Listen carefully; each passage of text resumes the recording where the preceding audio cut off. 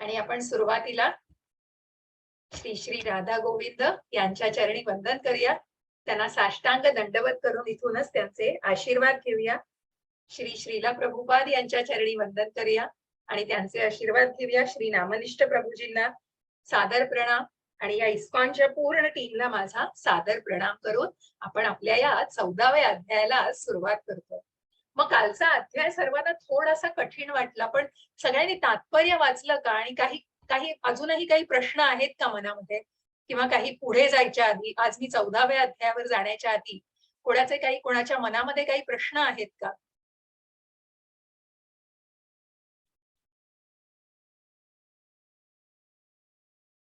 चॅटमध्ये विचारा मला. माताजीने म्यूट केलं असेल तर मला चॅटमध्ये सांगा. सगळ्यांना अध्याय समजला आहे का कालचा? आपण थोडीशी रिव्हिजन पण घेणार आहोत, पण सगळ्यांना अध्याय समजला आहे का कालचा? तात्पर्य वाचलं का? सगळ्यांनी क्विज केल्या का? कोणी काही संवाद साधा. अगदी अगदी सहज विचारतेय मी. कुठलाही त्याच्यामध्ये काही असं हे नाहीये इंटेन्शन की तुम्हाला आलं पाहिजे आणि त्या प्रश्नांची उत्तरं द्या मला. मी फक्त एक संवाद साधायच्या दृष्टीने तुमच्याशी बोलतीये.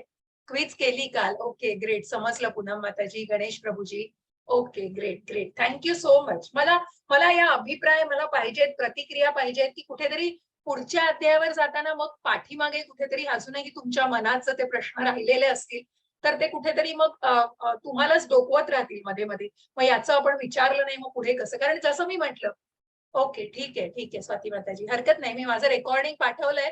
काल थोड्या नेटच्या इश्यूमुळे पूर्ण रेकॉर्डिंग झालं नाही, तरी मी आधीच्या माझ्या बॅचचं रेकॉर्डिंग पाठवलंय. काहीही तुमच्या मनात प्रश्न असतील, क्विज केलेली आहे पांडुरंग प्रभूजींनी. ठीक आहे, खूप छान. आणि स्वाती माताजी, तुम्हाला काहीही प्रश्न असतील मनात तर निश्चित विचारानंतर अध्यायानंतर आपण वेळ नक्की मी देणार आहे. ओके ग्रेट, ठीक आहे. हरे कृष्ण, सगळ्यांना धन्यवाद. आपण पुढे जातोय. तर आजच्या या कालच्या या अध्यायामध्ये जसं आपण बघितलं की अर्जुनाला पडलेले 6 प्रश्न त्याची उत्तरं दिलेली आहेत. मग क्षेत्र काय आहे, क्षेत्रज्ञ काय आहे, आणि यात जसं प्रभूजींनी प्रश्न विचारलेला पांडुरंग प्रभूजींनी शेवटी, की तेच तर मुख्य आहे की ज्ञानाचं ध्येय. मग या परमात्म्याची काय आवश्यकता? तर मग हा आत्म्यामध्ये परमात्म्याचा अंश आलेला आहे, परंतु तो परमात्मा सगळं बघतोय. आत्म्याला गाईड कोण करणार आहे? आणि म्हणूनच तो सगळं निरीक्षण करतोय. त्या आध्यात्मिक मार्गावरती तुम्हाला येण्यासाठी उपदेश केलेला आहे आणि म्हणूनच त्याचं अस्तित्व निश्चितच इथे आहे. म्हणून या क्षेत्र आणि क्षेत्रज्ञाला जाणून घेऊन की हे क्षेत्रज्ञ 2 आहेत. मग जरी तुम्ही तुमच्या तुर्या अवस्थेमध्ये असाल, अगदी स्वप्न अवस्थेमध्ये, तरीही त्या आत्मा परमात्म्याला तो ड्रायव्हर शरीराचा चालू असतो आणि त्याला सगळं दिसत असतं, सगळं माहिती असतं. They are the knowers of the body. आणि म्हणूनच आपण शरीर नाही, आत्मा आहोत आणि आपण तो त्या शरीराच्या आत आहोत. हे लक्षात घ्या. शरीर प्रत्यक्ष नाही आहोत आणि म्हणूनच कुठेतरी या बॉडीली कन्सेप्शन, कुठेतरी या शारीरिक पातळीच्या विचारांवरून आपल्याला आत्मिक पातळीवर आणि आत्मसाक्षात्काराच्या भावनेकडे कुठेतरी वळायचंय. आणि मग ते वळण्यासाठी म्हणूनच भगवंत म्हणाले की काय या ज्ञानाची गरज आहे? का भक्तीच्या मार्गानंतर कुठेतरी कर्मातून आपण भक्ती साधलेली आहे पहिल्या 6 अध्यायामधून, की कर्माचा मार्ग हा कुठेतरी भक्तीमध्ये जातोय. मग प्रत्यक्ष भक्ती काय हे आपण जाणलेले, की भक्तीच्या अनेक नवविध सेवा आपण बघितल्या, भक्तीचे टप्पे बघितले, प्रत्यक्ष भक्ताचं वर्णन भगवंतांनी केले. आणि मग त्या कशा प्रकारे तुम्हाला स्वतःला मग 12व्या अध्यायामध्ये अनेक पर्यायांनी भगवंतांनी सांगितले की तू हे नाही तर हे, कशा प्रकारे अनन्य भक्ती, साधना भक्ती, मग निष्काम कर्म योग, आणि या सगळ्यातून कशा प्रकारे तू सकाम कर्म केलंस तरी पण तू कशा प्रकारे मला प्राप्त करू शकतोस. मग हे जाणणं कुठेतरी महत्वाचं आहे. आणि म्हणूनच या परम तत्वाची जाणीव होणं आणि या परमात्म्याला जाणणं. म्हणून त्या कठोपनिषदामधली मला ती आकृती खूप आवडते की आपण आपल्यातच रममाण झालेलो आहे. मस्तपैकी तो पक्षी खाण्यामध्ये आणि स्वतः मला सोनं नाणं, माझी माया, सगळ्या मायेनी सगळ्या गुरफटलेला आहे. परंतु तो परमात्मा बाजूला बघून वाट बघतोय की कधी हा मला बघतोय म्हणून.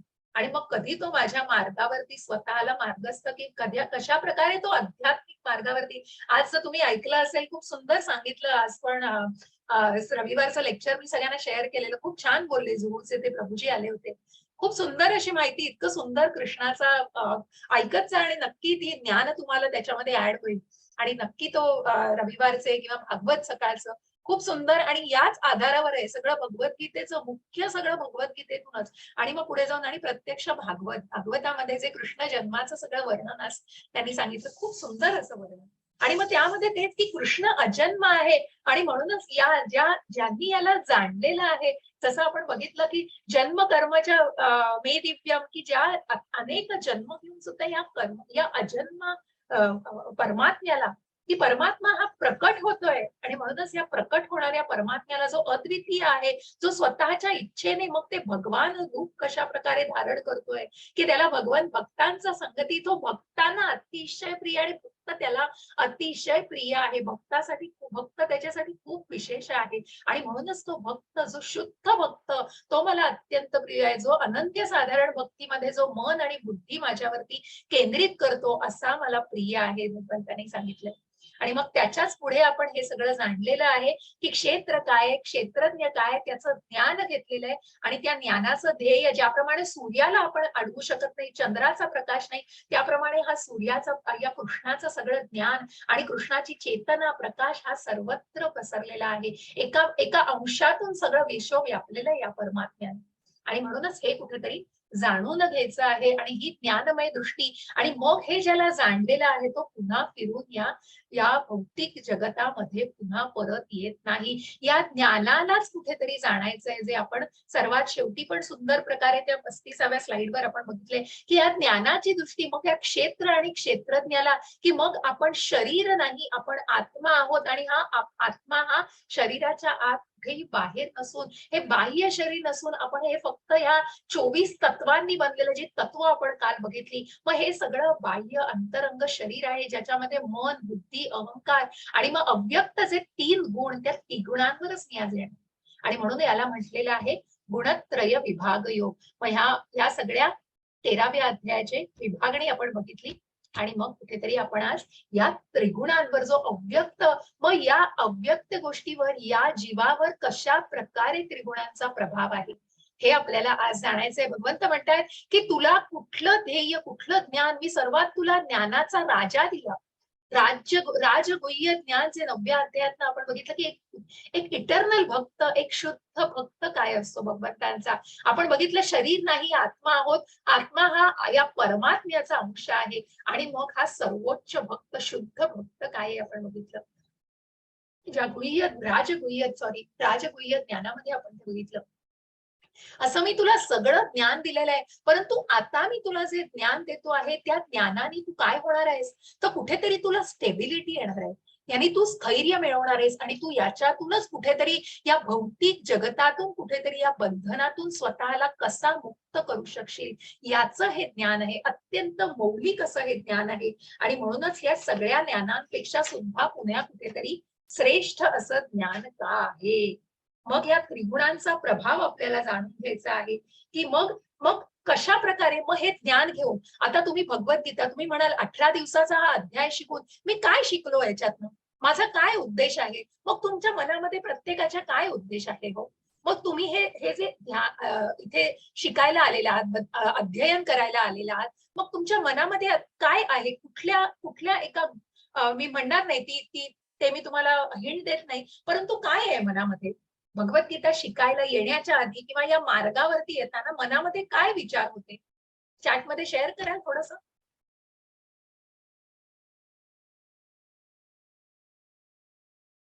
का भगवद्गीता शिकायची आहे, किंवा काय मनामध्ये विचार होते त्यावेळेचे, की मी मी रजिस्टर केलेली आहे कृष्ण भावना. बरं, म्हणजे कृष्णाला जाणून घ्यायचंय. Okay, great.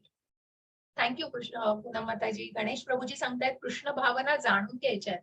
ओके, ठीक आहे. हरे कृष्ण. अजून कोणाला काय मनामध्ये मनशांती. बरं, ओके, खूप छान.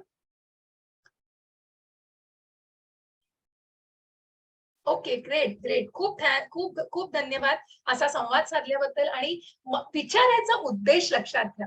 मग हे अध्ययन वर्गाला येण्याआधी आपल्या मनामध्ये, मग त्या मनामध्ये काही प्रश्न असतील तर गोष्ट वेगळी. जसं मी पुन्हा पुन्हा आवर्जून म्हणते की मनात शंका नको. मग बघा, एखादी गोष्ट येण्याच्या वेळेला, आता ज्यांनी सांगितलं मला मनशांती मिळवायची, मला कृष्णाला जाणायचंय, आणि मग ही माहिती कुठेतरी मनामध्ये औत्सुक्य आहे, कुठेतरी इन्क्विजिटिव्हिटी, कुठेतरी ते उत्सुकता आहे जाणायची, कृष्ण भावना जाणायच्या आहेत, कृष्ण भावना काय आहे हे सगळं जाणायचंय. कारण कुठेतरी मनामध्ये ती श्रद्धा आहे.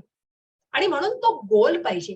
त्या ज्ञानाचा गोल, जे आपण ज्ञानाचं ध्येय म्हटलं. मग ही भगवद्गीता शिकताना मी ती शिकतोय, मग ती मी आचरणात किती आणू शकतोय? मग या ज्ञानातून मी काय घेणार आहे, काय शिकणार आहे मी भगवद्गीतेतून, काय जाणून घेणार आहे, हे जाणणं महत्वाचं आहे. का मग दुसऱ्या मार्गाने बघा, एखादी मनुष्य बघूया, आपण शिकून तर बघूया काय फरक पडतो. मग त्याला काय म्हणतात, कुठेतरी व्हेरिफिकेशन, कुठेतरी पडताळून बघायचंय फक्त, की चला बघूया, चान्स तर घेऊन बघूया. अशा भावना मनात असणं योग्य आहे का? बघा, त्याचा त्याचा विचार करण्याच्या धारणेला किती महत्व आहे. कारण मग एखादी गोष्ट बघा, आपण लग्न, उदाहरणादाखल प्रभुपादांनी खूप छान दिलेलं आहे, की मग प्रभुपाद म्हणतात, की लग्न करायचंय.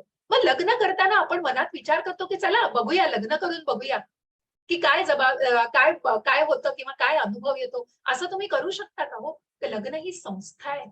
मग या लग्न या संस्थेमध्ये आल्यानंतर तुम्ही ती जबाबदारीची जाणीव होणं आणि त्या जबाबदारीच्या जाणीवेला व्यवस्थितपणे पेलणं हे महत्वाचं आहे. का मग चला आपण बघूया, लग्न करून जमतंय का ते बघूया, असं म्हणता का हो तुम्ही? असं चॅटमध्ये मला सांगा, की मग ही खरंच बरोबर भावना आहे भक्तीसाठी? नाही. बरोबर, निश्चित. कारण मग कुठेतरी तुम्ही व्हेरिफिकेशन, तुम्हाला काही जाणून घ्यायचंय. अरे एवढं मोठं तुम्ही डिसिजन घेता आहे, तुम्ही बरोबर आहे, अगदी बरोबर शुभा प्रभूजी, अगदी बरोबर अश्विनी माताजी, अगदी बरोबर अनुराधा माताजी, स्वाती माताजी. कारण नक्कीच नाही. मग ते पडताळण्यासाठी करत नाही, कारण ती जबाबदारी आहे कुठेतरी. आपण त्याच्यामध्ये त्या गोष्टीला स्वीकारतो ते व्यवस्थितपणे आणि ते स्वीकारल्यानंतरच तुम्ही त्याच्यावर पूर्णपणे फोकस करू शकता.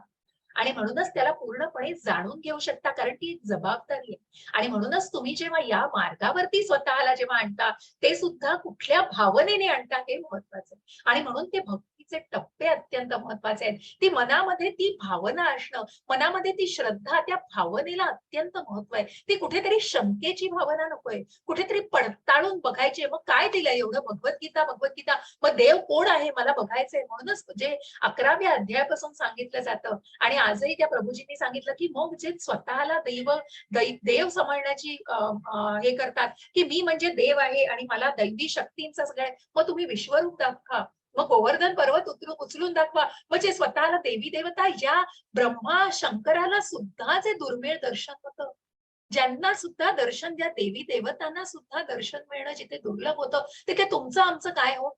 आपली तर इंद्रिय किती सदोष आहेत.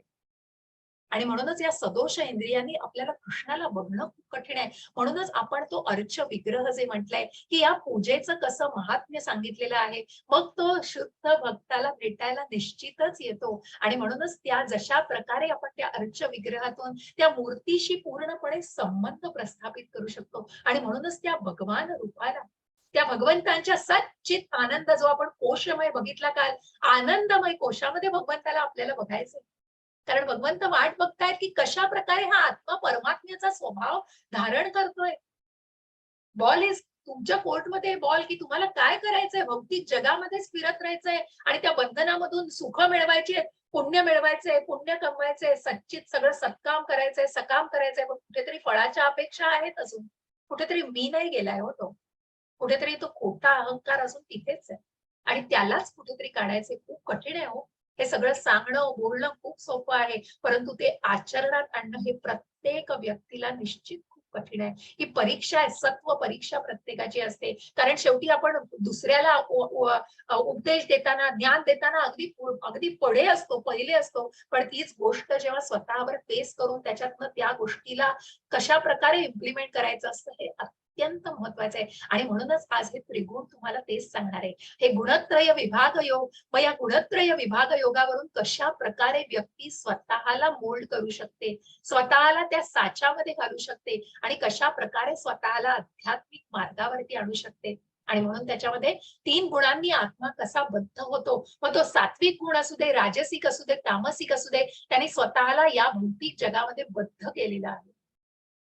मग या प्रत्येक सात्विक, राजसिक आणि तामसिक गुणाची वैशिष्ट्य, त्यांची कृती आणि त्यांच्या गुणांमध्ये, की मृत्यू झाल्यावर सुद्धा अशा व्यक्तींचं काय होतं आणि मग त्या गुणाच्या तीत कसं व्हायचंय, या सद्गुणांच्या या त्रिगुणांच्या पलीकडे जाऊन ज्या ज्या परमेश्वराला जाणायचंय ते कसं व्हायचंय, या त्रिगुणातीत होणं म्हणजे त्याच्याही पलीकडे स्वभाव घेणं हे आपल्याला जाणून घ्यायचं आहे.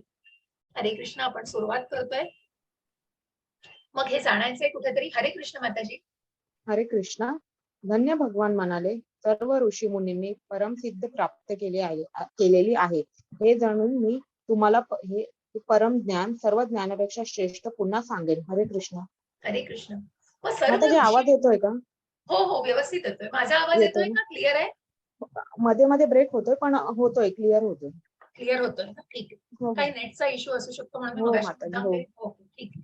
हो हो काही असेल तर सांगा माताजी, मला ऐकू येत हो नसेल, माताजी नक्की. ब्रेक होत असेल तर हरे सांगा. हो माताजी. हरे कृष्ण. तर धन्य भगवान म्हणाले, सर्व ऋषी मुनींनी, हे ऋषभ देवाचे 9 देवेंद्र आहेत बरं का.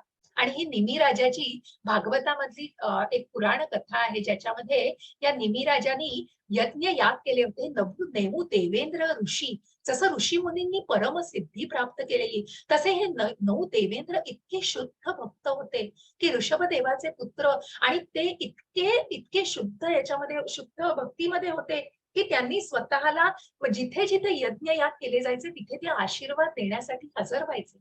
जिथे जिथे वेदांचं आणि जिथे जिथे या यज्ञांचा आहुती दिल्या जायच्या त्या ठिकाणी हे स्वतः जाऊन तिथे त्यांचे आशीर्वाद द्यायचे. इतकं पवित्र असं शुद्ध त्यांचा आत्मा, आणि अशा प्रकारे ते परमात्म्याचा अंश होते आणि त्या परमात्म्याच्या खूप जवळ होते, शुद्ध भक्त होते.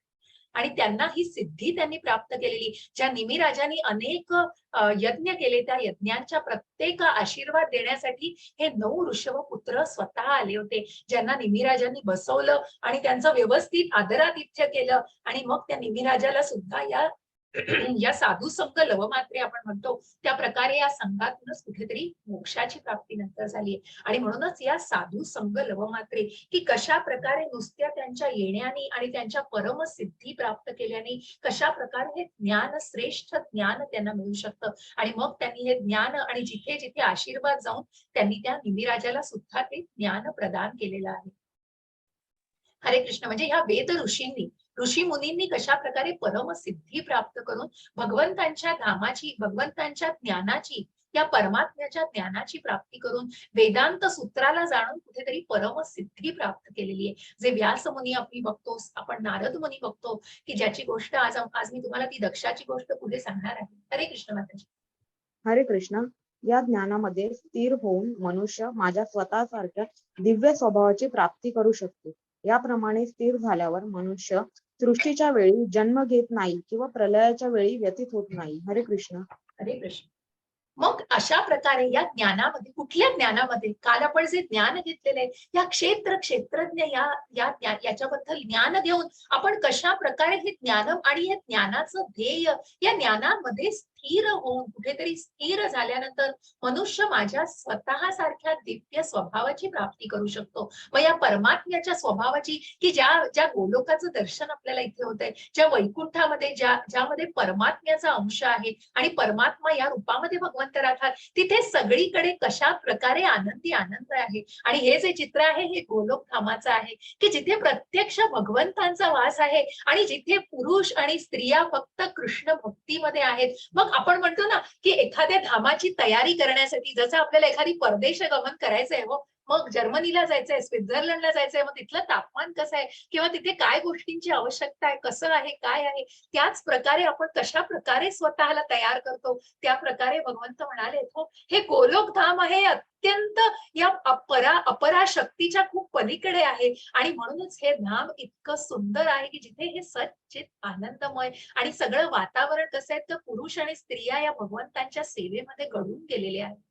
आणि किती सुंदर असं दृश्य दिसत आहे. प्रत्येकाच्या चेहऱ्यावर इतका आनंद दिसतोय की कुठेतरी फक्त ते न संपणारं सुख नाहीये, कारण हे चिरंतन राहणारं सुख आहे, ज्याच्याबद्दल ज्ञान आपल्याला करून घ्यायचंय. आणि म्हणूनच या भौतिक जगाचा कुठेतरी या देहाचा त्याग केल्यानंतर त्या गोलोक धामाची प्राप्ती करू शकण्याचा प्रयत्न करायचा. आणि म्हणून ह्या ज्ञानाची प्राप्ती करणं खूप गरजेचं आहे. या ज्ञानाला जाणून घेणं खूप गरजेचं आहे. अशा प्रकारे स्थिर झाल्यानंतर मनुष्य सृष्टीच्या वेळी जन्म घेत नाही किंवा प्रलयाच्या वेळी व्यथितही होत नाही. मग तो स्वतःला कुठेतरी त्यांनी स्थिर केलेलं असतं. सर्व योनिषु कौन्तेय मूर्तयः संभवन्ति याः तासां ब्रह्म महद्योनी अहं बीजप्रदः पिता. हरे कृष्ण माताजी. हरे कृष्णा. हे कौंतेय, भौतिक प्रकृतीमध्ये जन्म घेऊन सर्व योनी प्रकट होत असतात आणि मी बीज प्रदान करणारा पिता आहे. हरे कृष्ण. हरे कृष्ण. मग हा बीज प्रदान करणारा पिता आहे. मग आपल्याला बघा की या या जसं मी याचं एक उदाहरण थोडंसं छोटंसं मनात आलं, पण कशा प्रकारे बघा माणूस हा आनंद, मग इथे या गोलोक धामामध्ये सगळे अगदी आनंदमय वातावरण दिसतंय बरं का. या भौतिक जगामध्ये पण अनेक सुख असतात, पण कशी प्रकारे बघा की जसं काल मी म्हटलं की अनेक वासनांमधून व इच्छांमधून कशा प्रकारे या कर्मातून त्या इच्छांमधून आपल्याला ते जन्म मिळत असतात आणि मग त्या सुखाबरोबर कुठेतरी त्या भोगांनाही सामोरं जायला लागतं. आणि म्हणून या भौतिक जगामध्ये सगळी प्रलोभनं आहेत, सगळी ही माया आहे, सुख देणारी आहे, परंतु कुठेतरी ती भावना बदलणं कसं गरजेचं आहे. मग हा भौतिक जगातला मनुष्य बघा, हे हे आध्यात्मिक जगातलं चित्र आहे, पण भौतिक जगामधला मनुष्य कुठेतरी बघा, कुठेतरी त्याला चिरोफोबिया म्हटलंय, प्रभुपादांनी चिरोफोबिया असं नाव दिलंय. कुठेतरी त्याला हर्षाचा फोबिया आहे, कुठेतरी त्याला त्या हर्षाची भीती वाटते, त्या येणाऱ्या सुखाची पण त्याला भीती वाटते, कारण हे सुख कुठेतरी मग मला नंतर येणाऱ्या दुःखाची तर चाहूल देत नाहीये, असं कुठेतरी मनामध्ये, म्हणजे ते येणारं सुख सुद्धा प्रत्यक्ष मनुष्य नीट प्रकारे उपभोगू शकत नाहीये, कारण मनामध्ये भीती आहे, मनामध्ये कुठेतरी दुःखाची भीती आहे, मनामध्ये येणाऱ्या संकटांची भीती आहे. ती का आहे? का मनामध्ये इतकी भीती आहे? का मनामध्ये या सुखाची सुद्धा भय का आहे? कारण मनामध्ये या सगळ्या स्वतःसाठी सगळं करतोय, स्वतःसाठी सगळं उपभोगतोय. मग हे कुठेतरी हे अविनाशी नाहीये, हे कुठेतरी क्षणभंगूर आहे, कुठेतरी तात्पुरतं आहे. आणि हे जे आपल्याला दिसतंय हे सगळं चिरंतन सुख आहे. आणि म्हणूनच भगवंत म्हणतात की या भौतिक जगामध्ये बी डी डी ओ, मग आज खूप सुंदर त्यांनी सांगितलं त्या प्रभूंनी की बॉडी म्हणजे काय, तर बर्थ, आणि त्याच्यानंतर कशा प्रकारे आपण या बर्थ डिसीज आणि बर्थ ओल्ड एज डिसीज आणि यम, वाय म्हणजे यम, की कशा प्रकारे जन्म मृत्यू जरा व्याधी, की जन्म आहे, मृत्यू आहे, वार्धक्य आहे आणि विकार आहेत, रोग आहे, या सगळ्याला या भौतिक जगातून कुठेही सुटका होऊ शकत नाही. आणि म्हणूनच त्या कुठेतरी सुखाची सुद्धा मनुष्याला भीती वाटते. का भय येते मनामध्ये? जसं आपण 8व्या अध्यायात बघितलं, मृत्यूच्या वेळी का भय वाटतंय? मृत्यूचं काय? कारण तयारीच केलेली नाहीये. ज्या युधिष्ठिर महाराजांनी यक्षाच्या प्रश्नाला उत्तर दिलं की अशी अद्भुत गोष्ट आहे की जी मनुष्य मृत्यूची तयारी करत नाही, कुठेतरी प्रत्यक्ष स्वतःला, मग ती तयारी फक्त एवढ्यासाठी नाही, तुम्ही त्या त्या शरीराला जपायचंय. आज खूप सुंदर म्हणून त्या प्रभूजींचं मला आठवत आहेत ती वाक्य मी तुम्हाला, की या शारीरिक शरीराला प्रभूजींनी सांगितलेलं आहे, प्रभुपादांनी लिहिलेलं आहे की मग तुम्ही या शरीराला जपायचंय, कारण या शरीराला व्यवस्थितपणे मोल्ड करायचंय, आध्यात्मिक मार्गावरती घालून आणि सद्विचारांमध्ये, सद्गुणांमध्ये आणि संगतीमध्ये, साधू संग आणि चांगल्या संगतीमध्ये व्यवस्थित त्याचं पालन पोषण करायचंय. त्या शरीराला या मटेरियल, या भौतिक जगामध्ये नीटपणे वावरायला शिकवायचंय. म्हणून आपल्या माइंड शुड बी ट्रेन्ड, आपल्या मनाला मार्गदर्शन करायचंय, त्याला उत्तम अन्न खायला घालायचंय. जसं शरीराला अन्नाची गरज आहे, तशा या मनाला या आध्यात्मिक ज्ञानाची गरज आहे. आणि मगच कुठेतरी तुम्ही त्या गोष्टीत स्थैर्य आणू शकता. मग त्या सुख दुःखाचं भय नाही वाटणार, सुखाचं पण नाही आणि दुःखाचं, मग कुठेतरी ती एक्साइटमेंट संपेल, कुठेतरी समतोल येईल मनामध्ये. अति उत्साह, अति सुखाने कुठेतरी एकदम हर्षोल्लासित होणार नाही आणि अति दुःखाने एकदम काय म्हणतात ना त्याला, एकदम उद्विग्न होऊन जाणार नाही. आणि अशा गोष्टींना जाण्याचे, कारण तो समतोल राखणं गरजेचं आहे. आणि म्हणूनच भगवंत म्हणतात की या ज्ञानामध्ये तू स्थिर होशील. आणि म्हणून असा स्थिर झालेली व्यक्ती मग पुन्हा या भौतिक जगात जन्मही घेत नाही आणि प्रलयाच्या वेळी त्याचा मृत्यूही होत नाही. हे खूप महत्वाचं आहे, हे कुठेतरी जाणून घ्यायचं आहे. जसं भगवंतांनी आज प्रभूंनी त्या सांगितलं की मग कृष्णाच्या नुसत्या सहवासाने ज्या कुरुक्षेत्रावरती, हे मला खूप नवीन कळलं आणि जे मी तुमच्याशी शेअर करू, की ज्या कुरुक्षेत्रावरती हे युद्ध झालं, त्या युद्धामध्ये सगळे मारले गेले, ज्या विश्वरूपातून आपण बघितलं, तर हे ज्ञान मला कळलं आज की या कुरुक्षेत्रावर भगवंतांनी सगळ्यांना मोक्ष प्राप्ती, त्यांच्या सगळ्यांच्या कर्मांना धुवून टाकलेलं आहे.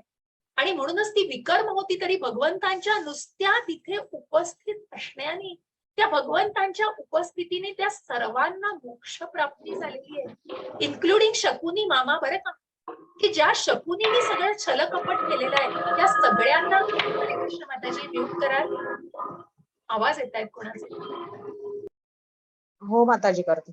प्लीज. हा, थँक्यू माताजी. हरे कृष्ण. मग माताजी तुम्ही अनम्यूट हो ना.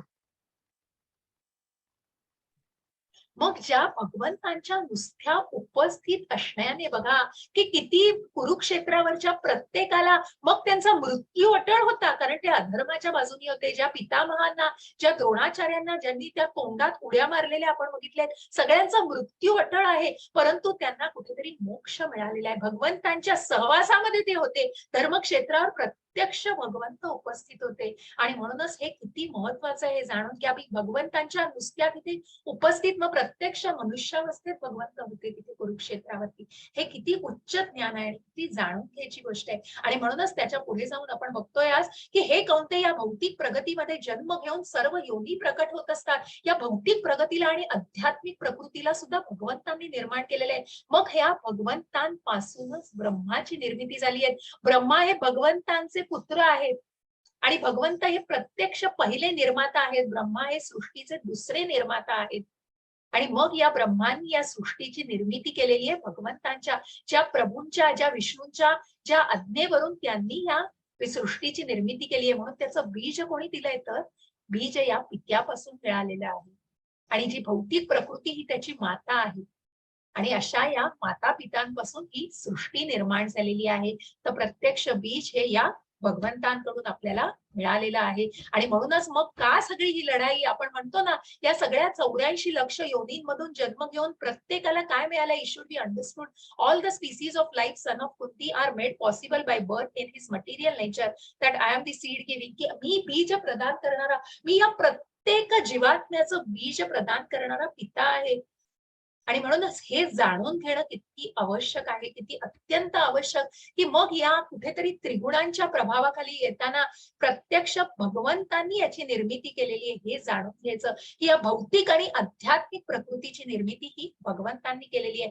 ब्रह्मा हे भगवंतांचे पिता आणि त्यांच्यापासून हे बीज मिळालेले आहे ब्रह्मांना, ज्यांनी या सृष्टीची निर्मिती केलेली आहे. आणि मग ब्रह्मांचे पुत्र दक्ष आणि शिव आहे, हे आपल्याला जाणून घ्यायचं आहे. आणि मग त्यापासून कशा प्रकारे या भौतिक प्रकृतीमध्ये आपण जखडलो गेलो आणि कशा प्रकारे बद्ध झालो या भौतिक प्रकृतीमध्ये. सत्वं रजस्तम इति गुणः प्रकृती संभवः निबंधन्ति महाबाहो देहे देही नव्ययम्. हरे कृष्ण माताजी. हरे कृष्णा. भौतिक प्रकृती सत्व, रज आणि तम या 3 गुणांनी बनलेली आहे. हे महाभाऊ अर्जुन, जेव्हा जीव प्रकृतीच्या संपर्कात येतो तेव्हा या त्रिगुणांमुळे तो बद्ध होतो. हरे कृष्णा. हरे कृष्ण. मग एक पावसाचा थेंब बघा, हा पावसाचा थेंब जेव्हा खाली पडतो तेव्हा तो पडण्याआधी कसा असतो, अत्यंत स्वच्छ असतो, निर्मळ असतो. परंतु जेव्हा तो मातीत मिसळतो तेव्हा त्या मातीमय होतो, मग चिखलमय होतो. आणि मग त्याचं स्वरूप कसं असतं, अगदी त्याच प्रकारे हे महाभाऊ अर्जुना, जसा हा जीव या प्रकृतीच्या संपर्कात येतो, या मायेच्या संपर्कात येतो, तेव्हा या त्रिगुणांमध्ये तो स्वतःला बद्ध होतो, तो स्वतः बद्ध होतो. आणि म्हणून या सात्विक, राजसिक आणि तामसिक या 3 गुणांनी ही भौतिक प्रकृती बनलेली आहे. आणि या भौतिक प्रकृतीमध्ये हा जीव स्वतःला बद्ध करून घेतो. आपल्याला ही छोटीशी फिल्म मी दाखवणार आहे, त्याच्या आधी आपण श्लोक वाचूया. तत्र सत्वं निर्मलत्वात् तत्प्रकाशकमनामयम् सुखसंगेन बन्धाति बध्नाति ज्ञानसंगेन चानघ. हरे कृष्ण माताजी. हरे कृष्णा. हे अनग अर्जुना, सत्वगुण इतरांपेक्षा निर्मळ असल्याने प्रकाशमयी आहे आणि हा मनुष्याला सर्व पापांपासून मुक्त करतो. जे सत्वगुणामध्ये स्थित आहेत ते सुख आणि ज्ञानाच्या भावनेने बद्ध होतात. हरे कृष्ण. हरे कृष्ण. बघा, ही एक फिल्म आहे, ती बघा सगळ्यांनी.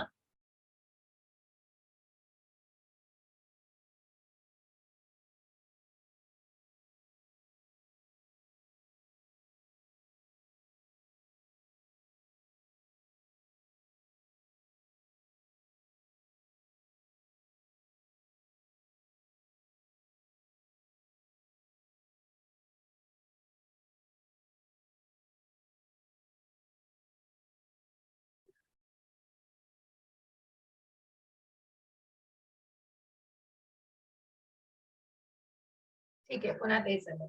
बघा, हे अनघ अर्जुना, सत्वगुण इतरांपेक्षा निर्मळ असल्यामुळे प्रकाशमयी आहे. हा मनुष्याला सर्व पापातून मुक्त करतो. जे सत्वगुणांमध्ये आहेत स्थित आहे ते सुख आणि ज्ञानाच्या भावनेने बद्ध होतात. बघा, प्रकाशमय हा सत्वगुण आहे. माणसाला सत्वगुण हा व्यक्ती दाखवली आहे आणि त्याच्यातला हा सत्वगुण आहे. मग त्या सत्वगुणामध्ये माणूस काय विचार करतोय बघा, की हीच हवा खूप सुंदर आहे, सगळा परिसर सुंदर आहे आणि मग मी कुठेतरी या शुद्ध हवेमध्ये फिरायला जातो आणि मी सात्विक काम करतो, मी त्या लवकर उठून तो चांगली कामं करत असतो, पण कुठेतरी त्याला सुखाची अपेक्षा असते आणि म्हणूनच मला ही मोक्ष प्राप्ती मिळणार आहे आणि या कुठेतरी या सुखांमध्ये तो अडकलेला असतो आणि म्हणून तो सात्विक जीव पण कुठेतरी स्वतःला त्या सुखामध्ये बद्ध करत असतो, कारण तो सकाम कर्मामध्ये अडकलेला असतो. तो कुठेतरी अजून निष्काम कर्माकडे गेलेला नसतो. तो चांगलं कर्म करतोय, त्यांनी स्वतःला नियंत्रण केलेलं आहे, परंतु कुठेतरी त्याच्या मनामध्ये अजूनही त्या सुखाची ओढ आहे. मग मला हे मिळालं पाहिजे, मला ते मिळालं पाहिजे, हा मी अजून सुटलेला नाहीये. त्याच्यामध्ये कृष्ण आलेला नाहीये अजून. आणि म्हणून ती भावना अजून पूर्णपणे त्या सात्विक गुणांची भावना निश्चितच खूप सात्विक आहे आणि निश्चितच खूप शुद्ध आहे, परंतु ती कुठेतरी अजूनही या भौतिक जगामध्ये कशा प्रकारे बद्ध आहे, कारण त्या सुखाच्या भावनेमध्ये त्यांनी स्वतःला बद्ध केलेलं आहे. मग ही राजसिकता बघा, रजो रागात्मकं विद्धि तृष्णा संगन समुद्भवम् तन्निबध्नाति कौन्तेय कर्म संगेन देहिनम. हरे कृष्ण माताजी. हरे कृष्ण. हे कौंतेया, असंख्य वासना आणि महत्वाकांक्षांमुळे रजोगुण उत्पन्न होतो आणि यामुळे देहधारी जीव सकाम कर्माशी बांधला जातो. हरे कृष्ण. हरे कृष्ण. आता बघा, ही एक स्लाइड बघा.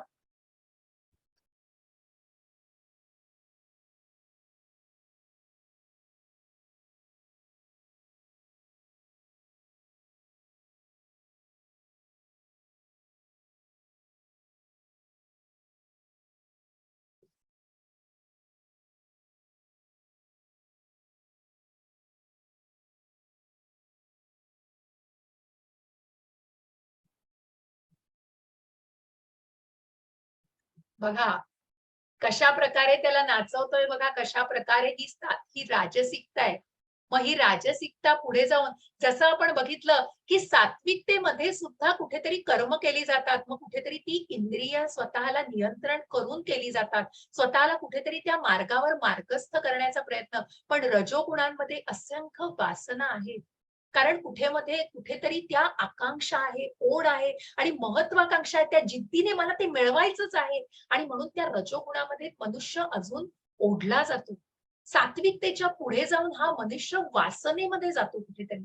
मग ते फक्त सकाम, कुठेतरी ते सत्कर्म नाही उरत आणि ते कुठेतरी सकाम म्हणजे कुठेतरी त्याच्यापासून खूप काही अनुभवायचंय. मग याच्यामध्ये निश्चित फरक जाणार, की सात्विकतेमधलं कर्म हे इंद्रियांना त्याग करून कुठेतरी त्याच्यामध्ये सकाम आहे, परंतु सन्मार्गाचं कर्म आहे आणि तेच रजोगुणांमध्ये स्वतःच्या वासनेमध्ये स्वतःच्या इंद्रियांना कुठेही कंट्रोल नाही होते. मला हे मिळवायचंय, मला ही प्रमोशन, आज माझ्याकडे ही एमएटी आहे तर माझ्याकडे उद्या दुसरी बुलेट पाहिजे, माझ्याकडे आज ही गाडी आहे तर माझ्याकडे उद्या बीएमडब्ल्यू पाहिजे, मर्सिडीज पाहिजे. मग ती वासना, ती आकांक्षा आणि ती महत्वाकांक्षा, जिद्द, ओढ संपतच नाहीये, कारण तो रजोगुण तिथे नाचायला लावतोय, मी म्हणेल तसं तू कर.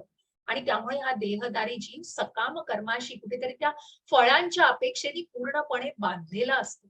आणि मला हे मिळवायचंय, मला हे बघा, हे भौतिक जगामध्ये आपण अत्यंत प्रॅक्टिकली आपण बघितलं तर मनुष्य हा रजोगुणातच तुम्हाला दिसेल, जो या सध्याच्या भौतिक प्रकृतीत आपल्याला दिसतोय. तो फक्त स्टेटस सिम्बॉल, की मग त्या प्रतिष्ठेला जपायचंय, मला हे प्रमोशन मिळालंच पाहिजे, नाहीतर काय म्हणतील मला, मला हे मी केलं नाही तर काय म्हणतील, या सगळ्या कुठेतरी आकांक्षांमध्ये आणि कुठेतरी त्या चढाओढीमध्ये मनुष्याने स्वतःचा गुण कुठेतरी बाजूला ठेवलेला आहे. मग ते मला कशाही मार्गाने मिळू दे, मग त्याला ते कुठल्याही मार्गाने मिळालं तरी चालेल. मग तो मार्ग योग्य की अयोग्य हे जाणण्याची जरा कुठेतरी जाणीव पण कमी जास्त होती. असा हा रजोगुण आहे. आणि मग आपण पुढे जाऊन बघतोय तो तामसिक गुण आहे. आणि हा तामसिक गुण माणसाला बघा कुठे करतो, तमस्त्वज्ञानजं विद्धि मोहनं सर्वदेहिनां प्रमादालस्य निद्राभि अस्तनिबध्नाति भारत. हरे कृष्ण माताजी. हरे कृष्णा. हे भारता, अज्ञानापासून उत्पन्न झालेला तमोगुण हा सर्व देहधारी जीवांचा मोह असल्याचे जाण. प्रमाद, आळस आणि निद्रा हे तमोगुणाचे परिणाम आहेत व ते बद्ध जीवाला बंधनकारक ठरतात. हरे कृष्ण. हरे कृष्ण. मग काय झालंय तामसी वृत्तीचं? ते व्हिडिओ जरा काही कारणाने तुम्हाला संवाद नीट ऐकू येत नसतील, परंतु ते मग त्या प्रभुपादांनी तिकडचे जे आहेत काही फॉर कंट्रीजचे ते 1-2 व्हिडिओज आणि त्याच्यामधले ते आले की ज्याच्यामध्ये फक्त जाणून घ्यायचा प्रयत्न करा की कशा प्रकारे त्या चित्राद्वारे जाणलं जात होतं की मनुष्य स्वतःला त्या गुणांवर नाचवतो आणि कशा प्रकारे त्या गोष्टीच्या आहारी जात असतो. आणि मग हा अज्ञानापासून हा तामसिक वृत्तीचा माणूस काय करतो? हा जीवांचा मोह असल्याचे, या देहधारी जीवाचा मोह असल्याचे जाण. प्रमाद, आळस, निद्रा हे या तमोगुणाचे परिणाम आहेत. कारण अज्ञान आहे हो, जिथे ज्ञानाचा पूर्ण अभाव आहे. आणि म्हणूनच ते बद्ध जीवाला बंधनकारक ठरतात. कुठेतरी ते फक्त अज्ञानामध्ये, अंधकारामध्ये बुडलेले असतात. आणि मग त्याची परिणतीच आपल्याला कुठेतरी पुढे जाऊन बघायची. मग हा तामसी वृत्तीचा माणूस स्वतःला ज्ञानापर्यंत नेण्याचा प्रयत्नच करत नाही. कारण मग ज्या गोष्टीचा मोह पडलेला असतो त्या मोहामध्ये स्वतःला इतकं गुरफटलेलं असतं की फक्त तीच गोष्ट आणि स्वतःच्या त्याच विश्वामध्ये तो वावरत असतो. मग ते भ्रमाचं विश्व का असेना, परंतु मी म्हणतोय तसंच मी वागेन आणि मला ते मिळवायचंच आहे आणि मला ते मिळालं नाही तर मग माझं काय होईल? एंड ऑफ द वर्ल्ड आहे तिथे. अशा मग आपण जे बघतो की लोक डिप्रेशन मध्ये जात आहेत, आत्महत्येला प्रवृत्त होतात. का होतात? कारण कुठेतरी ज्ञानाचा अभाव असतो. कुठेतरी त्या तामसिक वृत्तीचा इतका प्रभाव असतो की मनुष्य त्याच्यातनं स्वतःला बाहेर काढण्यामध्ये सक्षम असू शकत नाही. कुठेतरी तो स्वतःला हेल्पलेस समजतो, कुठेतरी अगतिक झालेला असतो आणि मग कुठल्याही प्रकारचं ज्ञान, कुठल्याही प्रकारचं ज्ञानाचा तिथे अभाव असतो. आणि म्हणून मग तो प्रमाद, आळस आणि कुठेतरी अंधकारामध्ये ती व्यक्ती ती बुडालेली असते. सत्वं सुखे संजयती करजः कर्मणि भारत ज्ञानमावृत्य तु तमः प्रमादे संजयत्युत. हरे कृष्ण माताजी. हरे कृष्णा. हे भारता, सत्वगुण मनुष्याला सुखाने बांधतो, रजोगुण सकाम कर्माशी बांधतो आणि तमोगुण त्याचे ज्ञान आवृत्त करून मूर्खपणाशी बांधतो. हरे कृष्ण. हरे कृष्ण. म्हणून हा बद्ध जीव कसा बांधला जातो बघा, की जो पाण्याचा थेंब अगदी खाली येताना इतका निर्मळ असतो, तो या भौतिक प्रगतीमध्ये, या प्रकृतीमध्ये आल्यावर जीवाचं काय होतं? कारण त्या सुखाला तो, म्हणून तो कशा प्रकारे बघा त्या सुखाला कुठेतरी बदला जातो. म्हणून ते फलगू वैराग्य आपण जे बघितलं की अनेक गोष्टी कुठेतरी संन्यास, कुठेतरी मनाच्या गोष्टींना त्याग करतात. पण मला मोक्ष मिळवायचंय, मला हे करायचं, मग त्यांच्यातनं तो मी कुठे गेलेला नसतो अजून. आणि म्हणूनच मग त्या कुठेतरी त्या सुखाशी, मला मिळणारे सुखाशी तो बांधला जातो सात्विक. कुठेतरी त्यांनी स्वतःचा त्याग केलाय, कुठेतरी भौतिक प्रकृतीपासून स्वतःला आवरायचा प्रयत्न केलेला आहे. पण का केलाय? कारण तिथे कुठेतरी कृष्ण भावना नाही, कुठेतरी मीपणाची भावना आहे, कुठेतरी मला मिळवायचं सुख आहे. मग ते सुख कुठे नेणार आहे? उच्च ग्रहांवर नेणार आहे. पुढे जाऊन आपल्याला बघायचंय. मग ते उच्च ग्रहांवर नेतं, पण पुन्हा ते पुण्यकर्म क्षीण झाल्यावर पुन्हा या भौतिक जगतामध्ये जन्म, मृत्यू, जरा, व्याधी या मृत्यू लोकांमध्येच पुन्हा जन्मप्राप्ती होते. मग रजोगुण काय करतोय? तर सकाम कर्म. हो, मग ते सकाम कर्म कुठल्या प्रकारचं आहे? मग त्याच्यामध्ये कुठल्याही प्रकारचं असू देते, मग त्याच्यामध्ये स्वतःला फक्त मला ते मिळवायचंय, मला त्या फळाची अपेक्षा आहे आणि मला ते कसंही करून मिळवायचं आहे, असा या रजोगुणाने मनुष्य ग्रासलेला असतो, जो या पृथ्वी लोकावरच पुन्हा पुन्हा जन्म घेत राहतो. Passion conditions 1 to 40 action. म्हणजे काय की तो रजोगुण कुठेतरी फळाशी बांधलेला असतो. मला त्याच्यातनं मी हे करतोय, मला हे फळ मिळालंच पाहिजे. मग ते कुठेतरी फक्त सकाम कर्म असतं, निष्काम कर्म व्हायला त्याच्यात नसतं. सात्विक माणूस कुठेतरी निष्काम कर्माकडे वाटचाल तरी करू इच्छित असतो, कारण त्यांनी त्याग भावना अनुसरलेली असते कुठेतरी. पण कुठेतरी तो स्वतःच्या सुखाशी बांधलेला असतो. आणि तमोगुणाचं ज्ञान काय हो? ते मूर्खपणाशी बांधलेलं असतं. कारण तिथे ज्ञानाचाच अभाव आहे, तिथे ज्ञानाचीच कमतरता आहे. कारण त्या गोष्टीचं ज्ञानच नाहीये, तर त्या गोष्टी तो कशा जाणू शकेल? आणि म्हणूनच तो स्वतःला मूर्खपणामध्ये बांधून घेतो. आणि म्हणून ज्या आपण बघितले नराधम, असुर, राक्षसी वृत्ती, जे भगवंतांना शरण जाऊ शकत नाही, अशा व्यक्ती कोणत्या? तमोगुणामध्ये, अज्ञानामध्ये, अज्ञानाच्या अंधकारामध्ये असतात. हरे कृष्ण माताजी. हरे कृष्णा. हे भारता, कधी कधी रजोगुण व तमोगुण यांचा पाडाव करून सत्वगुण गुण प्रमुख होतो. कधी कधी रजोगुण सत्व आणि तम यांचा पाडाव करतो आणि इतर वेळी तमोगुण सत्व आणि रज यांचा पाडाव करतो. याप्रमाणे वर्चस्वासाठी निरंतर स्पर्धा सुरू असते. हरे कृष्ण. हरे कृष्ण. मग या सात्विक, राजसिक आणि तामसिक बघा, प्रत्येक व्यक्ती या गुणांच्या ह्याच्यातनं चाललेली असते. प्रत्येक व्यक्तीमध्ये हे गुण कशा प्रकारे असतात, मग ही चढाओढ चाललेली असते. कुठेतरी सात्विकता आहे, राजसिकता आहे आणि तामसिकता आहे. मग सात्विकतेकडे मग कुठेतरी कधी रज आणि तमगुणांचा पराभव होतो आणि मन कशा प्रकारे मन स्वतःला सात्विक गुणांनी युक्त करू शकतं, कारण मनाचं सामर्थ्य वाढवतं आणि कुठेतरी मी चांगल्या कामाला निष्काम कर्माकडे नेऊ शकतो. मग ती सद्भावनातली व्यक्ती, मग ती सत्व गुणातली व्यक्ती निश्चितच निष्काम कर्माकडे जाऊ शकते. निश्चितच भगवंताच्या धामाची, भगवंतांच्या स्वभावाची प्राप्ती करून भगवत धामाच्या मार्गाची कुठेतरी मार्गस्थ होण्याची तयारी करत असतो. परंतु जेव्हा राजसिक गुण या सगळ्यांचा, मग त्याच्यामध्ये तिन्ही प्रोबॅबिलिटीज आहेत, तिन्ही गोष्टींची शक्यता आहे. कधी सत्वगुण जिंकू शकतो, कधी रजगुण जिंकू शकतो, तर बऱ्याच वेळेला तमोगुणाचीच कुठेतरी आपण बघतो या भौतिक जगामध्ये कुठेतरी तमोगुणाचा विजय होत असतो. कारण मग त्या मनाचं सामर्थ्य पूर्ण कमी करतं, कारण कुठेतरी बुद्धी आसक्तीमध्ये गेलेली असते, ज्या आपण पूर्णपणे बघितलं 3ऱ्या अध्यायामध्ये आणि नंतर आता 6व्या 7व्या अध्यायामध्ये, की कशा प्रकारे वासना, मग ही वासना कशा प्रकारे मनुष्याला आसक्ती आणि मग क्रोधाच्या मार्गावरून कुठेतरी बुद्धीचा नाश करते आणि मन भ्रमिष्ठ करून आणि पूर्ण अधःपतनाच्या, मग हा तमोगुणाची व्यक्ती पूर्णपणे अधःपतनाला जाते, पूर्णपणे त्याचा पराभव होतो इतर गुणांचा. आणि म्हणूनच ही व्यक्ती स्वतःला अंधकारामध्ये लोटून देते. हरे कृष्ण माताजी. हरे कृष्ण. जेव्हा देहाची सर्व द्वारे ज्ञानाने प्रकाशित होतात, तेव्हा सत्वगुणाच्या प्रकटीकरणाचा अनुभव घेऊ शकतो. हरे कृष्ण. हरे कृष्ण. मग ही 9 द्वार काय आहे? मग या देहाची सर्व द्वार, हे 2 डोळे आहेत, 2 कान आहेत, नाकपुडी आहे, तोंड आहे, गुदद्वार आहे, जननेंद्रिय आहे. या सगळी ही जी द्वार आहेत, या द्वारांमधून मग काय होतं, तर या द्वारांमध्ये कुठेतरी प्रकाशित, कुठेतरी यांना कशा प्रकारे प्रकाशित करायचंय. कारण मग सत्व गुणांची व्यक्ती काय चांगलं आहे ते बघते, काय चांगलं आहे ते ऐकते, काय चांगलं आहे ते बोलायचा प्रयत्न करते, सात्विक खाण्याचा प्रयत्न करते आणि मग कुठेतरी त्या जसं आपण म्हटलं की जे इस्कॉनचा नियम आहे, इलिसिट सेक्स, म्हणजे ह्या कुठेतरी कामवासनेला पण कंट्रोल केला जातो, ज्या जननेंद्रियांवर पण कंट्रोल केला जातो आणि मग सात्विक खाण्याने आपोआपच कशा प्रकारे तुम्ही सात्विकता शरीरामध्ये आणू शकता. आणि म्हणून ही सात्विक गुणातली व्यक्ती स्वतःला कुठेतरी या द्वारांद्वारे कुठेतरी प्रकटीकरणाचा अनुभव घेऊ शकते, कारण ती चांगलं ऐकणं, मग म्हणूनच कुठेतरी श्रवणम, कीर्तनम, स्मरणम, अर्चनम, पादसेवनम, वंदनम, साख्यम, दास्यम, आत्मनिवेदनम, या भक्तीच्या सेवा ही सात्विक वृत्ती निश्चितच करू शकते आणि मग स्वतःला कुठेतरी निष्काम कर्माच्या मार्गावरती घालून स्वतःला कुठेतरी अकर्माकडे वाटचाल करू शकते. हरे कृष्ण माताजी. हरे कृष्ण. हे भरतर्षभ, जेव्हा रजोगुणामध्ये वृद्धी होते, तेव्हा अत्याधिक आसक्ती, सकाम कर्म, महत् प्रयास, अनियंत्रित इच्छा आणि लालसा इत्यादी लक्षणे उत्पन्न होतात. हरे कृष्ण. हरे कृष्ण. मग रजोगुण काय करतं?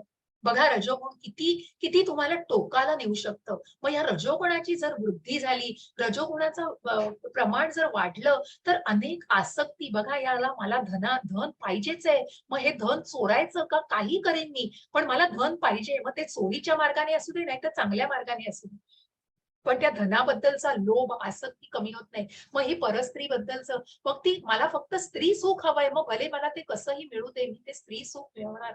मग ते वाईट मार्गाने मिळवण्याची सुद्धा आसक्ती.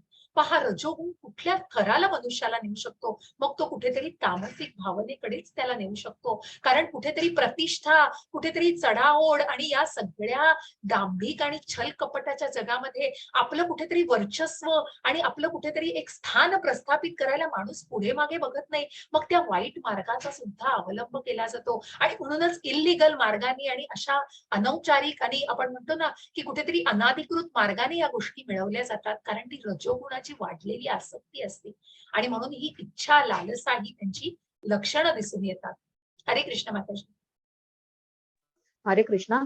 हे कुरुनंदन, जेव्हा तमोगुणामध्ये वृद्धी होते, तेव्हा अहंकार, निष्क्रियता, मूर्खपणा अंधकार. आणि मोह हे प्रकट होते. हो, अंधकार. सॉरी, अंधकार. हरे सॉरी. कृष्ण. हरे नाही, कृष्ण. ठीक आहे. हरे कृष्ण. तर मग तमोगुणामध्ये जेव्हा वाढ होते, तेव्हा काय होतं, कारण अंधकार असतो, ज्ञानाचा अभाव असतो, त्याच्यामुळे मनुष्य काही करत नाही. आळस, प्रमाद, निष्क्रियता आणि मी म्हणेन माझंच जग आहे, माझ्या या जगामध्ये मी आहे, फक्त मी काय म्हणतोय ते विचार आहे. कारण स्वतःला ते लूप मध्ये घालून घेतलंय, स्वतःमध्ये त्या अंधकाराच्या दरीमध्ये खाईमध्ये स्वतःला लोटलंय आणि मग काही करण्याचीच इच्छा नाहीये. मन निराश झालेलं आहे, निष्क्रिय झालेलं आहे, मूर्खपणाच्या भावनेमध्ये गेलेलं आहे. मग मी काय करेन हे सुद्धा, मी योग्य का अयोग्य सुद्धा ते मन जाणू शकत नाही. आणि ते शरीर मग कशा प्रकारे अंधकारामध्ये स्वतःला लोटून पूर्णपणे स्वतः अधःपतनाला जातं. कारण अनेक गोष्टींचा मोह पडलेला असतो आणि तो मोह आवरता आला नाही तर त्या आसक्तीचं कुठेतरी वाईट गोष्टींमध्येच रूपांतर होतं. हरे कृष्ण माताजी. हरे कृष्ण. जेव्हा मनुष्याचा सत्वगुणामध्ये मृत्यू होतो, तेव्हा तो महर्षीच्या उच्चतर पवित्र ग्रहलोकांना प्राप्त होतो. हरे कृष्ण. हरे कृष्ण.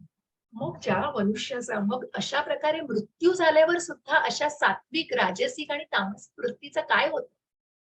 की मग या सात्विक वृत्तीच्या व्यक्तीला, जसं मी म्हटलं की सुखाने बांधलेला असतो, म्हणून तो उच्चतर पवित्र अशा ग्रहलोकांना प्राप्त होतो. त्याला स्वर्ग सुख मिळतं, परंतु कुठेतरी तो बद्ध असतो, त्याच्यामुळे ते स्वर्ग सुख त्याला किती काळ मिळणार आहे हे जाणं, पुन्हा तो भौतिक जगामध्येच परतून येणार आहे. मग अशा प्रकारे सात्विकतेला कशा प्रकारे अकर्माकडे वाटचाल करायची हे आपल्याला पुढे जाऊन बघायचंय. की नारद मुनी प्रत्यक्ष ज्ञान सगळ्यांना देत होते आणि या नारद मुनींची मग मी कथा पुढे सांगणार आहे. पुढच्या एका श्लोकाला आधारित ती कथा आहे. हरे कृष्ण माताजी. हरे कृष्णा. जेव्हा मनुष्याचा रजोगुणामध्ये मृत्यू होतो, तेव्हा तो सकाम कर्मामध्ये संलग्न झालेल्या मनुष्यात जन्म घेतो. आणि जेव्हा तमोगुणामध्ये मृत्यू होतो, तेव्हा तो पशु योनीमध्ये जन्म घेतो. हरे कृष्ण. हरे कृष्ण.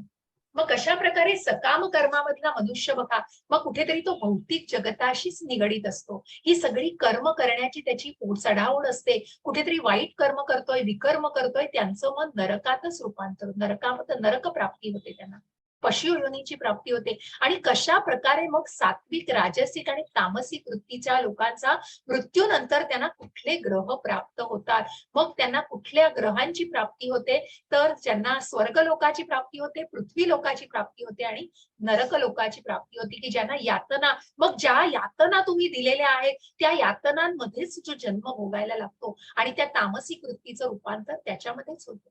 कर्मणः सुकृत स्याहु सात्विकम निर्मलम फलम रजसस्तु फलम दुःखम अज्ञानम तमसः फलम. हरे कृष्ण माताजी. हरे कृष्णा. पुण्यकर्माचे फळ शुद्ध असते आणि ते सत्वगुणामध्ये असल्याचे म्हटले जाते. परंतु रजोगुणामध्ये केलेल्या कर्माचे फळ म्हणजे दुःख आहे आणि तमोगुणामध्ये केलेल्या कर्माचे फळ म्हणजे मूर्खपणा आहे. हरे कृष्ण. हरे कृष्ण.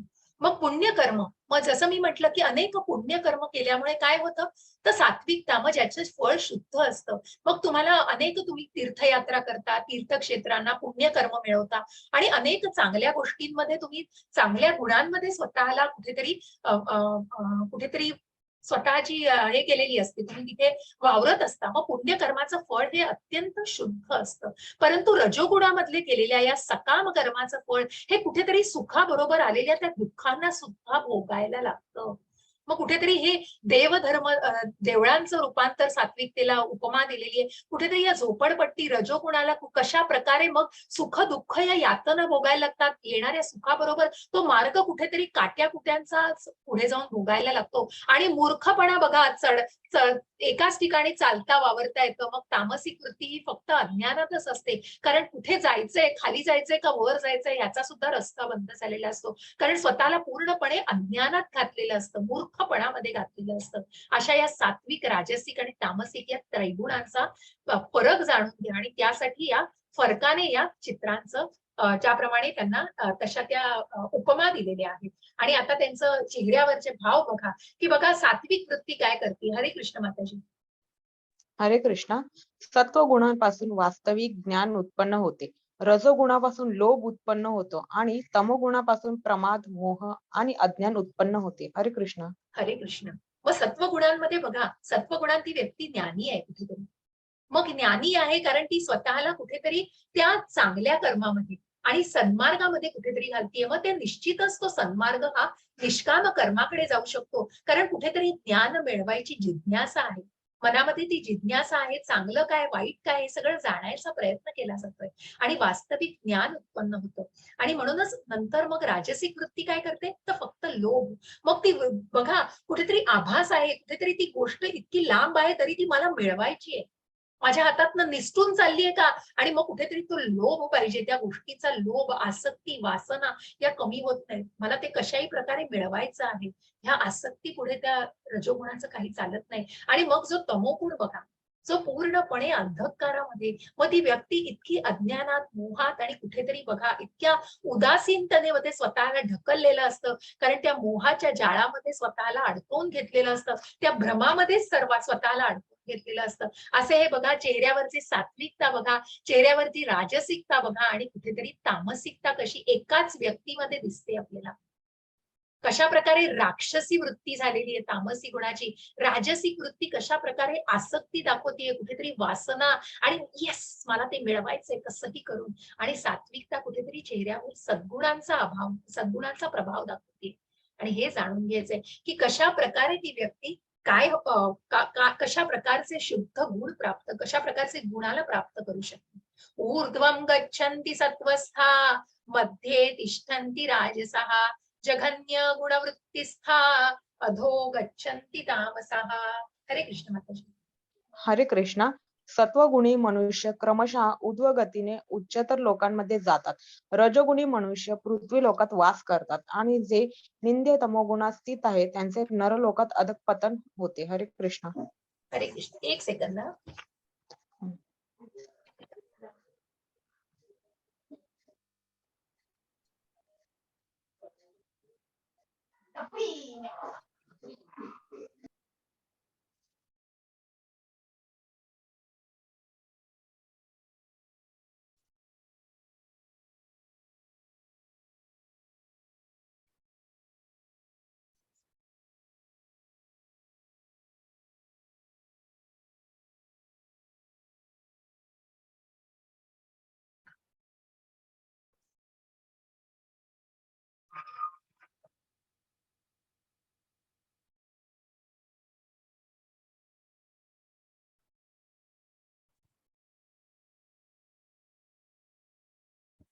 हॅलो.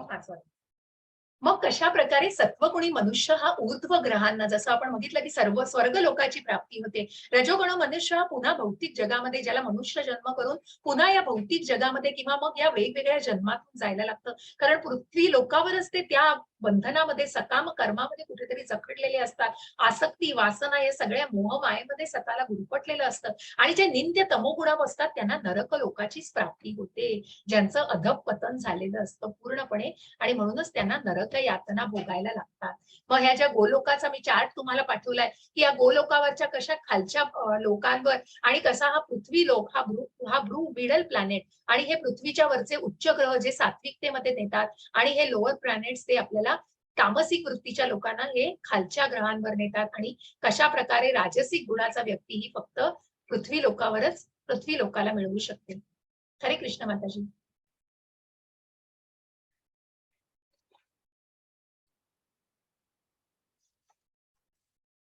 संजना माताजी. हरे कृष्ण.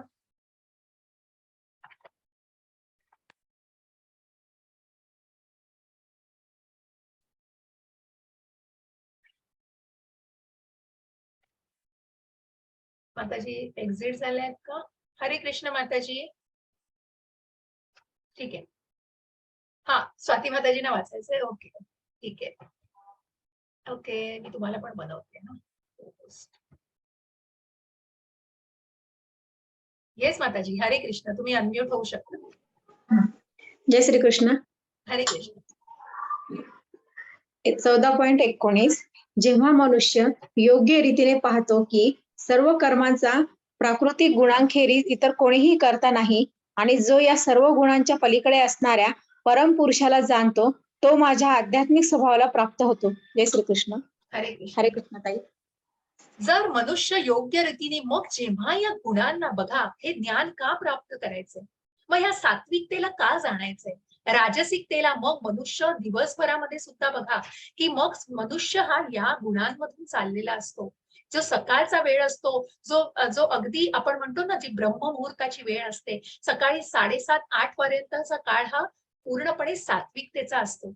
राजसिकता ही तुम्हाला 9 ते 5 मग हा राजसिकतेचा काळ असतो आणि त्याच्यानंतरचा जो रात्रीचा काळ असतो, मनुष्य जेव्हा झोपतो आणि मनुष्य या गोष्टींचा जेव्हा आपण म्हणतो ना, की प्रमाद, आळस, मग कुठेतरी तो गुण जो असतो हा तामसिकतेचा. म्हणजे प्रत्येक मनुष्य या गुणांमधून चाललेला, हा काळ मनुष्याला त्या गुणांमधून नेत असतो, पण मनुष्यावर किती प्रभाव त्या गोष्टीचा पडू शकतो हे त्यांच्या हातात आहे. आणि म्हणून प्रत्येक वेळी मी हे जे वाक्य वापरते इंग्लिश मधलं असलं तरी, की तुमच्या कोर्टमध्ये बॉल आहे, की मग तुम्हाला त्याला कशा प्रकारे स्वतःला त्या गुणांना वाढवायचंय का मग त्या गुणांना कुठेतरी आध्यात्मिक या गुणांच्या पलीकडे जायचंय तुम्हाला, या गुणातीत कसं जायचंय. आणि म्हणूनच या गुणांना जाणल्याखेरीज नाही जाणू शकत. म्हणून सर्व कर्मांचा प्राकृतिक गुणांखेरीज इतर कोणीही करता नाही. आणि जो या सर्व गुणांच्या पलीकडे असणाऱ्या मग या परमेश्वराला, या परम परमेश्वराला, की ज्याच्यावरती या त्रिगुणांचा काहीही प्रभाव नाहीये, याची शक्ती ही त्या त्रिगुणांच्या पलीकडे आहे. या त्रिगुणांच्या अतीत असलेल्या या परमात्म्याला जो जाणतो, ज्या परम पुरुषाला जो जाणतो, तो भगवंतांच्या आध्यात्मिक स्वभावाला प्राप्त करू शकतो. म्हणून हे जाणणं गरजेचं आहे. हरे कृष्ण माताजी. हरे कृष्ण. हा. जेव्हा देहधारी जीव हरे कृष्ण माताजी. जेव्हा देहधारी जीव भौतिक शरीराशी संबंधित या त्रिगुणांच्या पलीकडे जाण्यास समर्थ होतो, तेव्हा तो जन्म, मृत्यू, जरा आणि त्यापासून होणाऱ्या दुःखातून मुक्त होऊन याच जीवनात अमृताचा उपभोग घेऊ शकतो. हरे कृष्ण. हरे कृष्ण माताजी. नंतर मधून स्वाती माताजींना एक वाचायला द्या हा. एक तुम्ही एक हो द्या. हो चालेल त्यांना मी माताजी, कोहोस्ट चालेल केले. आता माताजी. तुम्ही मला वाटतं आवाज येत नव्हता तर मी वाचणार होती, तेवढ्यात स्वाती माताजींनी हँड रेस केला. हं, ठीक आहे, मी त्यांना चालेल चालेल कोहोस्ट माताजी. केलंय. ओके माताजी, हो हो. धन्यवाद. हरे कृष्ण. ओके ओके तर माताजी. हरे असा हा कृष्ण. देहधारी जीव जेव्हा भौतिक शरीराच्या संबंधित या त्रिगुणांच्या पलीकडे मग ज्यांनी कृष्ण भावनेला जाणलेलं आहे, ज्यांनी कृष्ण भावना भावित कर्म करायला सुरुवात केली आहे, म्हणूनच की कशा प्रकारे ज्यांनी या भौतिक जगाचं आणि आध्यात्मिक जगाचं महत्व जाणलेलं आहे आणि मग स्वतःला या त्रिगुणांच्या पलीकडे जाण्यासाठी समर्थ केलेलं आहे, तीच व्यक्ती मग या जन्म, मृत्यू, जरा व्याधीच्या दुःखालयामध्ये जरी राहत असली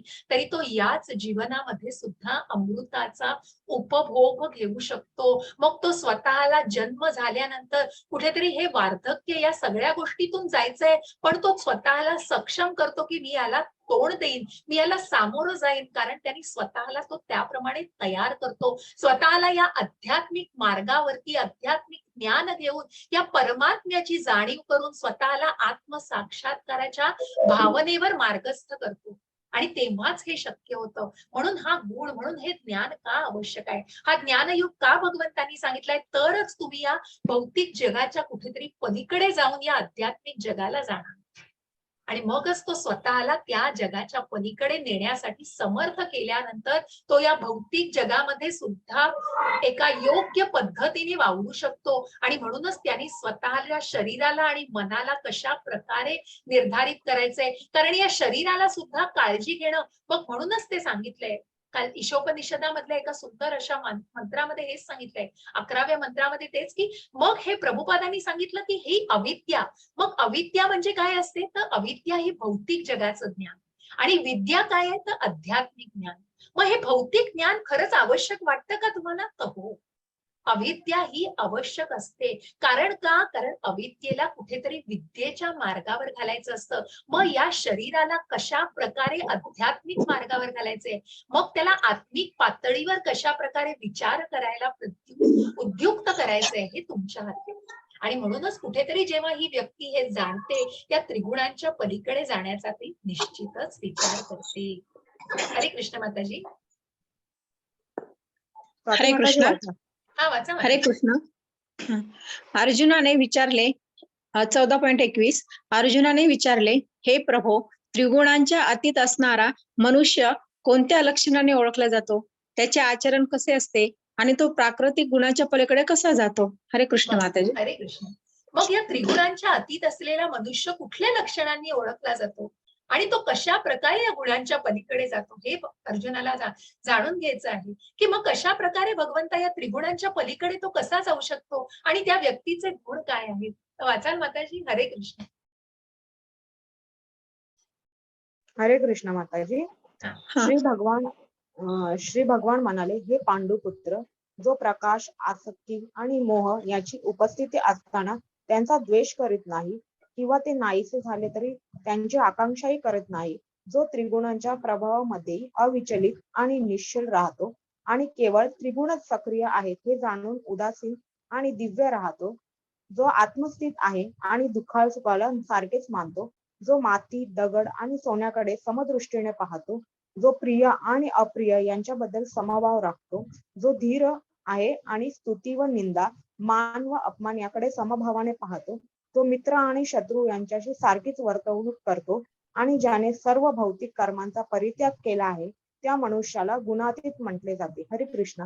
हरे कृष्ण माताजी, धन्यवाद. तर बघा, हे नारद मुनी अकर्म. मग काल आपण 13व्या अध्यायात सुद्धा बघितलं की कशा प्रकारे ज्ञानी व्यक्तीचे गुण दाखवलेत भगवंतांनी, की ज्ञान काय आहे.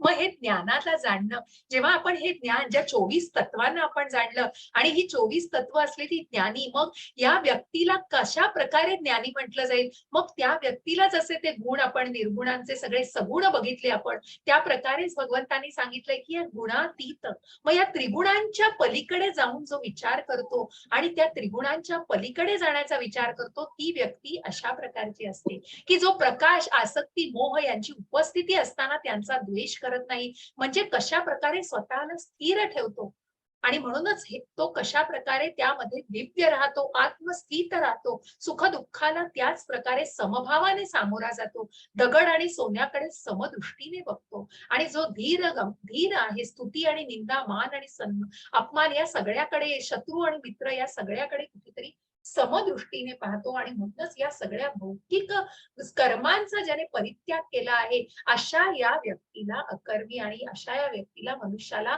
गुणातीत म्हटले पाहिजे, असे हे नारद मुनी दाखवलेले आहेत. आणि मग कुठेतरी ही व्यक्ती मग त्या गुणाच्या पलीकडे जाऊन आध्यात्मिक मार्गावरती मग त्या भावनेचा प्रसार करू शकते. मामच योग्य विचारेण भक्ती योगेन सेवते सगुणान समतीत्यैतान ब्रह्मभूयाय कल्पते. हरे कृष्ण माताजी. हरे कृष्ण. हरे कृष्ण. हरे कृष्ण. जो मनुष्य सर्व परिस्थितीत एकनिष्ठ होऊन पूर्णतया भक्तीमध्ये संलग्न होतो, तो तात्काळ त्रिगुणांच्या पलीकडे जातो आणि ब्रह्मस्तरापर्यंत उन्नत होतो. हरे कृष्ण माताजी. हरे कृष्ण. आणि म्हणूनच ज्याने स्थिताधीर मुनी, ज्या स्थिताधीर मुनींचं आपण उदाहरण दिलं आणि जे नारद मुनी आपण आता अकर्मात, त्याची सुंदर अशी जी गोष्ट मी तुम्हाला म्हटलं सांगणार आहे की कशा प्रकारे त्यांनी मग त्यांनी शापाला सुद्धा कशा प्रकारे वरदान म्हणून स्वीकारलेलं होतं. जसं आपण ह्या सगळ्या गुणांना बघितलं की या गुणांचा कशा प्रकारे पुरेपूर ज्यांच्यावर प्रभाव होता आणि जे पूर्णपणे गुणातीत होते. अशा या दक्षाची गोष्ट, ज्या ब्रह्माने या सृष्टीची निर्मिती केली, त्या ब्रह्माचे दक्ष आणि शिव हे 2 पुत्र. आणि मग या ब्रह्मानी दक्षाला सांगितलं की तू पुढे जाऊन मनुष्य प्राप्ती कर आणि तू मनुष्य निर्मिती करून पुढे वंश वाढव. मग या दक्षाने 10,000 पुत्रांना जन्म दिला आणि त्या 10,000 पुत्रांना जन्म देऊन सांगितलं की तुम्ही ज्ञान प्रदान करण्यासाठी, ज्ञान संपादन करण्यासाठी नारद मुनींकडे जा. कारण तुम्ही आता ब्रह्मचर्यातनं जेव्हा गृहस्थाश्रमामध्ये जाल आणि तुमचं जेव्हा लग्न करायचं असेल, त्याआधी तुम्ही नारद मुनींचे आशीर्वाद घेऊन या. आणि मग असे हे 10,000 पुत्र नारद मुनींकडे जातात आणि नारद मुनी त्यांना ज्ञान देतात. मग नारद मुनी कसलं ज्ञान देतात? नारद मुनी संन्यासी वृत्तीचं, नारद मुनी परमात्म्याचं, परमतत्वाचं असं ज्ञान देतात. आणि जे हे सगळं ज्ञान घेऊन त्या सर्व मुलांमध्ये एक प्रकारची संन्यासी वृत्ती, की एक अकर्मी वृत्ती त्यांच्यामध्ये सुद्धा येते आणि त्यांना कुठेही लग्न करण्याची भावना मनामध्ये उरत नाही. कारण त्यांची अकर्मी वृत्ती त्यांना संन्यासामध्ये, मग त्या भौतिक बंधनातून सुद्धा नियंत्रण करण्यासाठी ते कुठेही पुढे जाऊन गृहस्थाश्रमामध्ये जाऊ इच्छित नाही. आणि मग ते स्वतःला संन्यासी संन्यास घेण्याचं ठरवतात. आणि मग ठीक आहे, मग हे दक्षाला कळतं. मग दक्ष अजून 5,000 मुलांना जन्म देतो आणि त्या 5,000 मुलांना सुद्धा सेम तशीच प्रोसेस फॉलो केली जाते. पण नारद मुनींकडे जातात आणि नारद मुनी मग म्हणतात की तुमच्या भावंडांचं तुम्ही फॉलो केलं पाहिजे, तुम्ही तुमच्या मोठ्या भावांना त्यांचं अनुकरण केलं पाहिजे आणि मग त्याप्रमाणेच तुम्ही वागलं पाहिजे, त्याप्रमाणेच तुम्ही योग्य वर्तन केलं पाहिजे. मग त्यांचा मोठ्या भावांप्रमाणे ते सुद्धा त्यांचं अनुकरण करून संन्यास घेतात. अशा प्रकारे दक्ष चिडतो की मग दक्ष म्हणतो हे काय केलंय नारद मुनींनी, आणि माझं पुढे काही तुम्ही वंश वाढू देत नाही आणि पुढच्या या गोष्टीला कुठेतरी अडथळा आणलेला आहे. मग त्यावरून दक्ष चिडतात आणि नारद मुनींना शाप देतात.